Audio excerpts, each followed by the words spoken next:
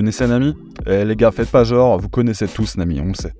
Bref, aujourd'hui ça tombe bien car je vous présente une figurine bien sympathique de la demoiselle, la Nami Portrait of Pirate Playback Memories. Et comme vous le voyez, cette figurine représente Nami pendant l'arc East Blue, c'est-à-dire avant que celle-ci ne débloque son évolution ultime défiant même la gravité. Franchement, ça fait un moment qu'on a arrêté de se demander où allait s'arrêter Oda, et c'est pour ça que cette version de Nami est sans doute une de mes préférées, car en plus en figurine ça rend vraiment trop bien, c'est très classe.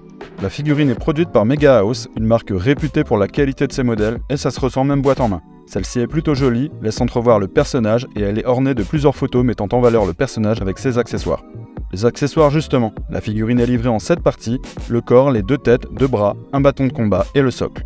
La figurine est en PVC, elle mesure 23 cm et les 2 postes disponibles sont franchement sympas. Perso, j'ai un petit faible pour la version avec le bâton, après rien ne vous empêche d'intervertir les têtes si vous le souhaitez. Comme d'habitude avec Mega House, la modélisation est juste parfaite, les couleurs sont très bien retranscrites et le brush et le painting sont de qualité. Il y a pas mal de détails qui font plaisir, comme le relief sur le bâton par exemple. Niveau prix, c'est là que ça fait mal, vous pouvez la trouver pour environ 180€. Alors oui, ça fait cher, mais les figurines Mega House ont toujours été plus chères que les Ban Presto à titre de comparaison. Mais à ce tarif, on a le droit à un travail de qualité et sans bavure. Les visages sont expressifs, le painting est nickel, et les jointures des bras et têtes supplémentaires se voient à peine, voire pas du tout. Perso, j'ai réussi à l'avoir en solde à un prix intéressant, donc n'hésitez pas à fouiner dans les boutiques spécialisées de temps en temps, vous pourriez être surpris.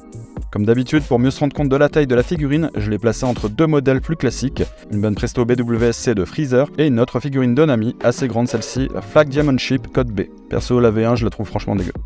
Et voilà, c'est tout pour cette petite review figurine, j'espère qu'elle vous a plu, et si ce n'est pas déjà fait, n'hésitez pas à vous abonner. La vidéo est également disponible en meilleure qualité sur ma page YouTube, donc n'hésitez pas à y faire un petit tour, et on se dit à très vite sur Akidao.